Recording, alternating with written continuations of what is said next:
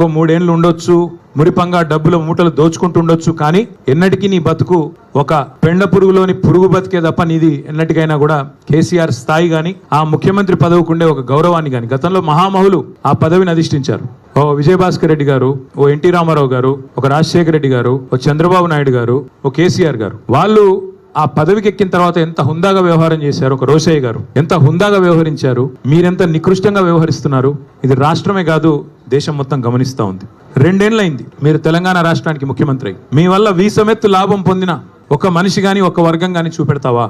ఒకటి మాత్రం ఒప్పుకోవాలి, రేవంత్ రెడ్డి గారి వల్ల బాగా లాభపడింది ఎవరయ్యా అంటే చిల్లర గాసిప్ వెబ్సైట్లు, యూట్యూబ్ ఛానళ్లు, వాటికి పెట్టే దిక్కుమాలిన తంబునేళ్లు నడుపుకునే కొంతమందికి మాత్రం రేవంత్ రెడ్డి వల్ల కడుపు నిండా మరి బ్రహ్మాండంగా ఆదాయం వస్తున్నమాట మాత్రం వాస్తవం.